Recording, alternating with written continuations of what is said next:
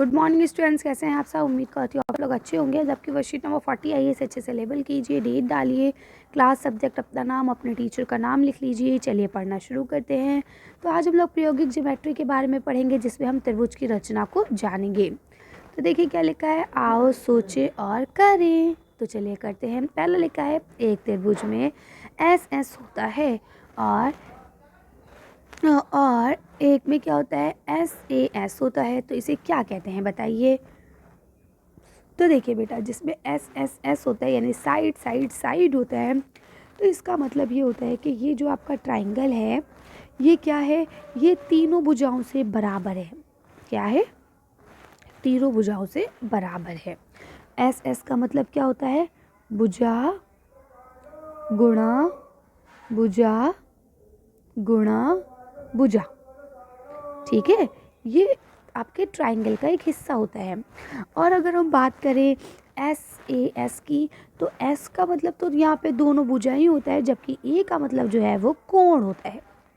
क्या होता है, कोण। ठीक है, लिख लेंगे, आगे चलते हैं। अब यहाँ लिखा है, त्रिभुज का नाम बताइए व बना कर दिखाइए जैसा आप सड़क चिन्हों पर देखते हैं। उदाहरण, पैदल यात्री चिन्ह। अच्छा, वो इस तरह से बने हुए होते हैं। ठीक है, इसे हम लोग क्या बोलते हैं, समबाहु बोलते हैं। क्या बोलते हैं, समबाहु, जिसकी तीनों साइड्स जो है वो बराबर होती है। ठीक, तो आपको लिख देना है समबाहु और ऐसे करके इसका ड्राइंग बना देनी है। आगे देखिए, यह लिखा है, अपने ज्योमेट्री बॉक्स में जो आपके सेट स्क्वायर्स को देखिए, जो आपके वो ट्राइंगल के सेट्स होते हैं ना, उनको देखिए और त्रिभुज के प्रकारों के नाम लिखिए और भुजाओं के आधार पर। ठीक है, तो अभी मैं आपको तीनों आंसर दिखाती हूँ। चलिए आंसर देख लेते हैं इसका। देखिए, हमेशा याद रखिए, जब तीनों भुजाएं बराबर हों, ठीक है, तो उसे कहते हैं इक्विलेटरल ट्रायंगल यानी समबाहु त्रिभुज। जब दो भुजाएं बराबर हों तो उसे कहते हैं आइसोसेलेस ट्रायंगल, जिसमें दो भुजाएं बराबर होंगी, तीसरी भुजा लंबी हो सकती है ना। यानी ये दो भुजाएं बराबर हैं, ये वाली भुजा लंबी है, इस तरह से ये होता है। या ये देखिए, ये दो बराबर है, ये छोटी है।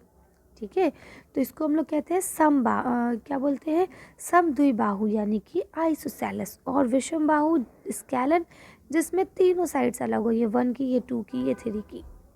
आई बात समझ में। तो इस तरह से तीनों होते हैं, मैंने आपको तीनों बता दिए हैं, आप इसे कर लेंगे। अब देखिए, ये लास्ट आपको दिया गया है, त्रिभुज के कोणों का योग होता है। जो एक आपका त्रिभुज है, इसके तीनों कोण को अगर हम प्लस कर दें तो ये कितने के होते हैं, ये होते हैं आपके 180 डिग्री के। ठीक है, तो आप इसे लिख सकते हैं। चलिए आगे चलते हैं। अब देखिए, यहाँ लिखा हुआ है, आओ त्रिभुज की रचना को समझें। जब उसके दो कोण के माप और इन कोणों के बीच की भुजाओं की लंबाई यानी कि क्या हो, लंबाई दी हो, यानी कि दो कोण ए एंगल दो कोण और एक साइड, ठीक है, दियो। ध्यान दें, दिए गए मापों के अनुसार त्रिभुज की रचना के लिए हमें एक रफ आकृति खींचनी चाहिए। यानी सबसे पहले अगर हमें कुछ दिया गया है तो उसके अकॉर्डिंगली हमें एक पहले रफ आकृति बना लेनी चाहिए, उसके बाद फिर उसे फेयर करना चाहिए। ठीक है, जैसे कि यहाँ देखिए लिखा है, एक त्रिभुज की रचना जब दो कोणों के माप और इन कोणों के बीच की भुजा की लंबाई से दी गई हो तो कैसे करेंगे। उदाहरण के लिए आपको दिया गया है, ये जो सिंबल होता है बेटा, ये ट्राइंगल का होता है, कोण का होता है और त्रिभुज का होता है। त्रिभुज की रचना कीजिए, एक्स वाई जेड इसका नाम रखना है आपको, तो हम लिखेंगे एक्स वाई जेड। ये हमने दिमाग में बना लिया। इसे बताया कि एक्स वाई जो है वो 6 सेंटीमीटर की है और एक्स एंगल जो है वो 30। देखिए, हमेशा याद रखिए, जब इस तरह से ये जो होता है, ये कोण का सिंबल होता है। ठीक है, और अगर इसमें डायरेक्ट एक वर्ड दिया गया तो यानी इसी कोण की बात हो रही है। लेकिन अगर इसमें ऐसे दिया गया है, 3 दिए गए, तो हमेशा याद रखिएगा कि इसमें बीच वाले की बात हो रही है। ठीक है, इसी तरह से यहाँ आप देखिए 3 दिए, तो इसका मतलब है इसमें सिर्फ बीच की बात हो रही है, यानी एक्स की बात हो रही है। और सेम ऐसे ही देखिए यहाँ पे, तो इसका मतलब है यहाँ पे वाई की बात हो रही है। ठीक, चलिए, तो अब आपको क्या करना है, ये देखिए, ये आपने पहले एक रफ स्केच बना लिया।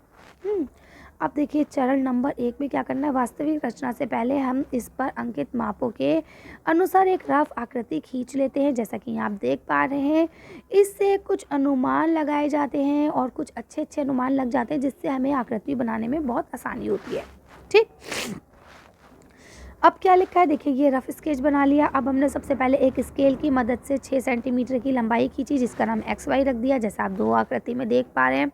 चरण 3 में हमने क्या करा, एक्स पर से हमें वो एक्स पी खींचनी है, जो कि 30 सेंटीमीटर की, ये देखिए 30 सेंटीमीटर 30 डिग्री की है ना। ये हमने प्रकार की मदद से या फिर हम जो आपका डी होता है ना उसकी मदद से खींच लेते हैं, ठीक है। अब उसके बाद हमने दूसरा क्या काम करा, फिर हमने वाई से क्यू की लकीर खींची, ये इधर से बनाई, ठीक, जो कि 100 सेंटीमीटर का कोण बनाएगी, ठीक। तो अब अगर आप देखें तो ये 100 सेंटीमीटर का कोण ऐसे बनेगा। फिर हम इस लकीर को और आगे ले जाएंगे, ठीक है। तो इस तरह से ये लकीर हमारी जहाँ पे कटेगी वहाँ पे हम इसका नाम Z रखेंगे। इससे पहले इसका नाम ये देखिए P था, इसका नाम Q था, और जहाँ पे ये दोनों कटे वहाँ हमने इसका नाम Z रखा। यही इसके सारे स्टेप्स। ये देखिए Z को दोनों कर्णों पे जहाँ पे वो मिलती है वहाँ पे मिला देंगे और उसका नाम Z रख देंगे, और इस तरह से ये आपका ट्रायंगल बन जाएगा। यहाँ देखिए लिखा है, सोचिए क्या आप ABC की रचना कर सकते हैं यदि एंगल B 110 हो और एंगल C जो है वो 80 हो, कोणों के बीच की भुजाओं की लंबाई इतनी हो। अपने उत्तर की पुष्टि कीजिए। तो देखिए अगर ऐसा होगा, ठीक है, अगर आप देखें तो इस तरह का कोण आप नहीं बना सकते, ठीक है। क्यों नहीं बना सकते, क्योंकि देखिए बेटा इसमें 110 है, इसमें 80 है, ठीक है।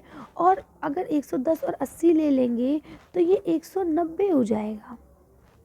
कितना हो गया, 190, है ना। तो अब 180 तो टोटल ट्राइंगल का जोड़ होता है। अब अगर ये दो मिला के ही 190 हो रहे तो ये ट्राइंगल कैसे पॉसिबल है, पॉसिबल ही नहीं है ना। तो इस तरह से बस आप लिख सकते हैं कि क्योंकि, बस आपको थोड़ा सा लिखना है। असल में मैं इस क्वेश्चन को देखना ही भूल गई थी, नहीं तो मैं इसे भी टाइप करवा देती। तो इसे आप लोग लिख लीजिए यहाँ पे, क्योंकि दोनों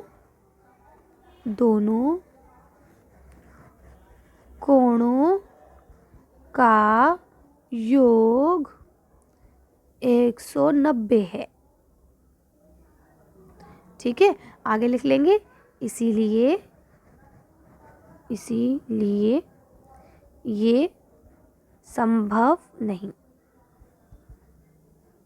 बस सिंपल, ठीक है, लिख लीजिएगा। चलिए आगे चलते हैं। अब देखिए यहाँ पे आपको प्रश्न दिया गया है अभ्यास के लिए कि आपको ABC की रचना करनी है, ये आपको दिया गया है। चलिए इसकी रचना कर लेते हैं। देखिए बहुत ही इजी है। सबसे पहले आप यहाँ की ये लकीर खींच लेंगे जो कि आपको दी गई है, ठीक है। उसके बाद यहाँ पे ये तो हमने कंस्ट्रक्शन वर्क प्रकार से बना दिया है, आप इसे डायरेक्ट भी बना सकते हैं। यहाँ पे आप डी की मदद से 105 का बना लेंगे और इधर से 40 का बना लेंगे। जहाँ पे दोनों आपस में इंटरसेक्ट करेंगे एक दूसरे को, वहाँ पे आपका पी हो जाएगा, है ना। तो आपको प्रकार से बनाने की ज़रूरत नहीं है, आप डायरेक्ट डी से बना लेंगे। यहाँ देखिए आपको दूसरा दिया गया है जिसमें आपको PQR की रचना करनी है, जिसमें PQ इतना है और आपका PQR का एंगल यानी एंगल Q जो है वो इतना है, एंगल R इतना है, ठीक है। अब आपको बनाना है। चलिए आंसर देखते हैं इसका भी। देखिए अब आप क्या करेंगे, सबसे पहले ये नीचे की लकीर ड्रॉ करेंगे, ठीक है। इसके बाद यहाँ पे D से आप 60 डिग्री का एंगल बनाएंगे, जबकि D से यहाँ 30 डिग्री का एंगल बनाएंगे, और इसको जो है बना लेंगे। ये आपको प्रकार से बनाने की ज़रूरत नहीं है, क्योंकि अभी आपको प्रकार से बनाना सिखाया ही नहीं गया है, ठीक है। तो आप इसे D से ही बनाएंगे। चलिए तो अच्छी वर्कशीट को हम ये ख़त्म करते हैं। अच्छी वीडियो में बस इतना ही। अगर आपको हमारी वीडियो पसंद आई हो तो प्लीज़ इसे लाइक और शेयर करें। अगर अभी तक आपने हमारे चैनल को सब्सक्राइब नहीं किया तो प्लीज़ हमारे चैनल को सब्सक्राइब करें। Thank you for watching.